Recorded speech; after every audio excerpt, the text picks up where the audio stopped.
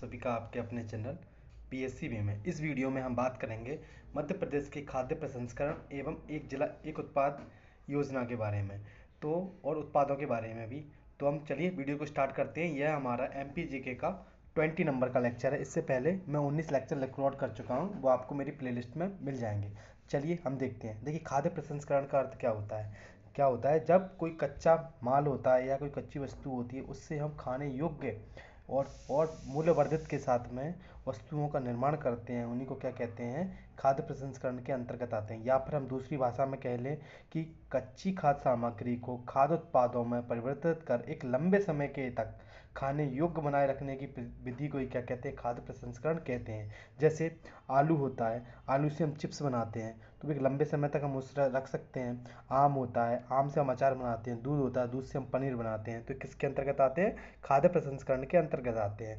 मध्य प्रदेश का जो कृषि विभाग से अलग कर एक उद्यानिकी एवं खाद्य प्रसंस्करण विभाग की स्थापना की गई। कब की गई, ये डेट याद रखिएगा, पेपरों में सीधे से पूछ ली जाती है।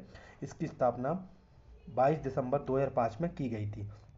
देश का पहला मेगा जो फूड पार्क था वो कहाँ पर स्थापित किया गया, चित्तूर आंध्र प्रदेश में किया गया।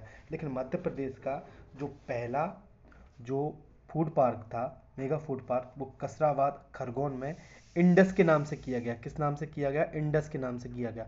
और दूसरा अवंती के नाम से हमारे देवास में किया गया। तो ये भी याद रखिएगा, क्योंकि उज्जैन के पास में देवास है तो अवंती उज्जैन को कहा जाता था, इसलिए ये याद रखना, इंडस के नाम से हमारा कसराबाद खरगोन में किया गया। उसी के साथ में मध्य प्रदेश का प्रथम खाद्य प्रसंस्करण उद्योग की जो स्थापना की गई थी, जो बाबई क्षेत्र आता है नर्मदापुरम में, वहाँ पर की गई थी। इससे जुड़े हुए कुछ हम चीज़ें देख लेते हैं। जैसे इंडस जो फूड पार्क है खरगोन का कसराबाद वाला, अवंती देवास में, और जग्गा खेड़ी फूड पार्क मंदसौर में क्या है, प्रस्तावित है।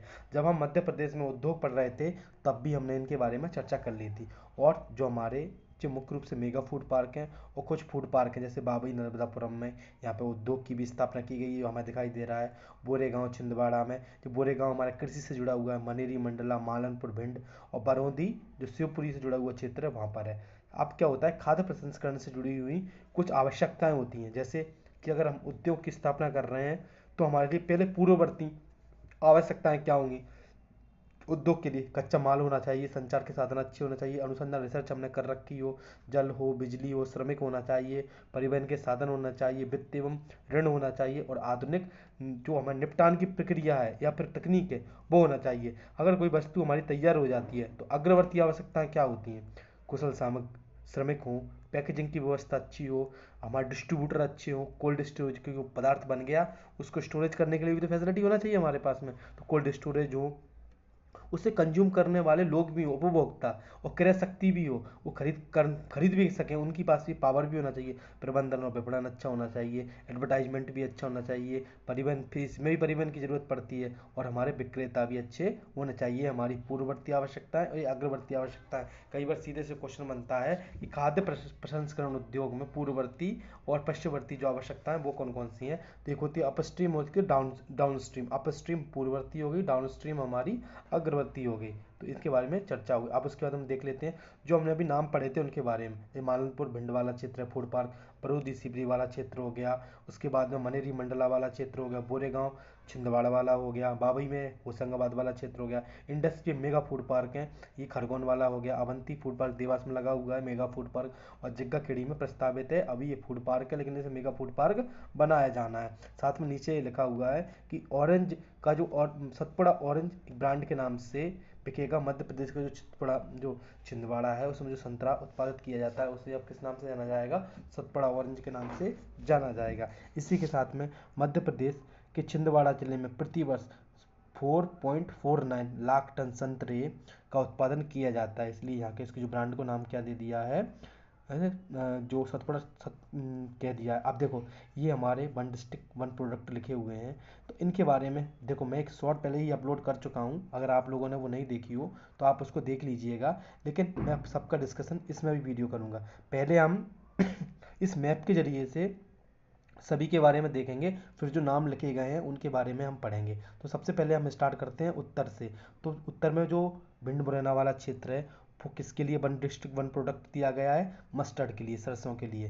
ग्वालियर है हमारा, सैंडस्टोन के लिए दिया गया है। दतिया में जैगरी मतलब गुड़ के लिए दिया गया है। शिवपुरी वाले क्षेत्र में जो गर्म कपड़े आते हैं, क्लॉथ जैकेट्स वगैरह आती हैं, उनके लिए वन डिस्ट्रिक्ट वन प्रोडक्ट दिया गया है। शिवपुर वाली क्षेत्र में, जो शिवपुर वाला क्षेत्र है वहाँ पे गुआवा जो अमरूद उगता है, उसके लिए हमारा वन डिस्ट्रिक्ट वन प्रोडक्ट दिया गया है। गुनाव, यहाँ पे कुंभराज मंडी पाई जाती है धनिया की। कोरिएंडर माने धनिया की, यह एशिया की सबसे बड़ी धनिया की मंडी है और इसको आप विशेष रूप से ध्यान रखिएगा। और अशोकनगर में चंदेरी हैंडलूम, जो धूप छाँव साड़ियाँ यहीं बनाई जाती हैं, ये बहुत फेमस है। निमाड़ी और छतरपुर टीकमगढ़ का जो क्षेत्र है, यहाँ पर वन डिस्ट्रिक्ट वन प्रोडक्ट किसके लिए है, ये हमारा अदरक के लिए दिया गया है। इसके साथ ही अब हम देखें जो छतरपुर वाला क्षेत्र है हमारा, तो छतरपुर में जो वुडन फर्नीचर है उसके लिए वन डिस्ट्रिक्ट वन प्रोडक्ट है।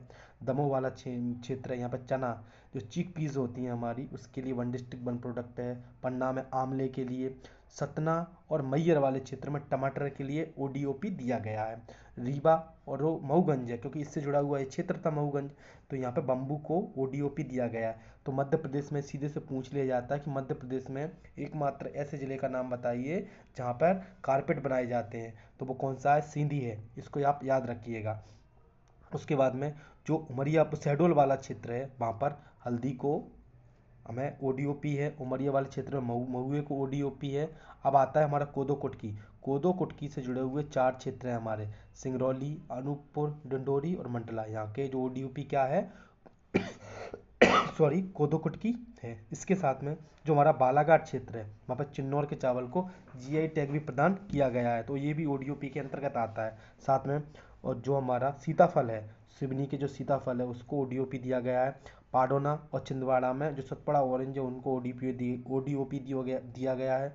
बैतूल वाले क्षेत्र में जो हमारा टीक सागौन होता है उसको ओडीओपी दिया गया है।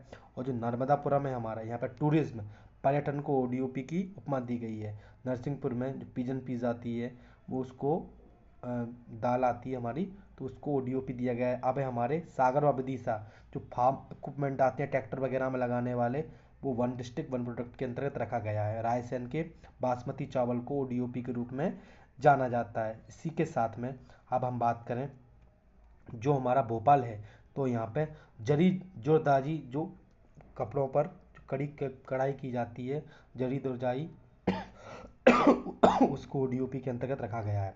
सीहोर वाले क्षेत्र में जो लकड़ी के खिलौने आते हैं हमारे, वुडन टॉयज, उनको ओडीओपी के अंतर्गत रखा है। अब आगर मालवा और राजगढ़ क्षेत्र में भी ऑरेंज को ओडीओपी के रूप में रखा गया है। शाजापुर में ओनियन है, प्याज। देवास वाले क्षेत्र में बम्बू बांस को रखा गया है। खंडवा वाले क्षेत्र में भी क्या है, बांस ओडीओपी के अंतर्गत आती है। और जो बुरहानपुर वाला क्षेत्र है हमारा, उसमें भी क्या है हमारा बनाना के रूप में ओडीओपी रखा गया है। देवास हरदा में ओडीओपी के रूप में भी क्या है, बम्बू है। और खरगोन जो सनाबद में जो बेड़िया मिर्च आपने सुना होगा जो क्षेत्र आता है, वो इसके लिए चिली को, यहाँ का मतलब मिर्ची को ओडीओपी के रूप में है। बड़वानी में जिंजर मतलब अदरक को ओडीओपी है। अलीराजपुर में महुआ है।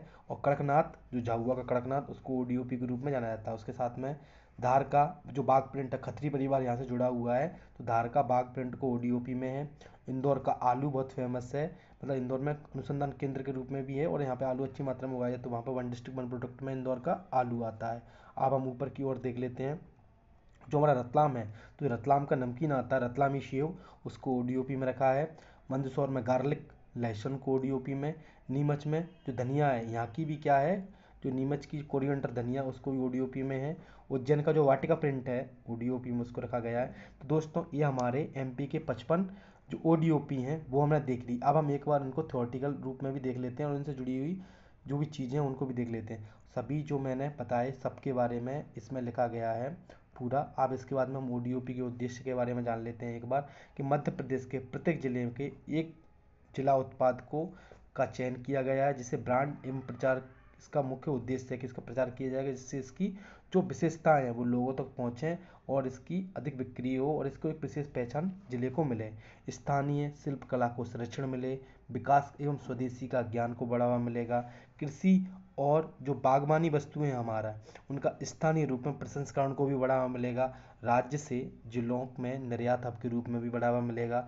जिला स्तर पर नवाचार प्रौद्योगिकी के रूप में पारिस्थितिक तंत्र को प्रदान करना एवं घरेलू एवं अंतर्राष्ट्रीय बाजार में जो प्रतिस्पर्धा है उसके रूप में भी इनको विकसित करना है। मध्य प्रदेश में हमारे जो मध्य प्रदेश के 55 ज़िले हैं, उसमें 55 ज़िलों में कई ज़िलों में क्या चीज़ें रिपीट भी हो रही हैं, तो हमारे जो 38 उत्पाद हैं उनको इसमें शामिल किया गया है।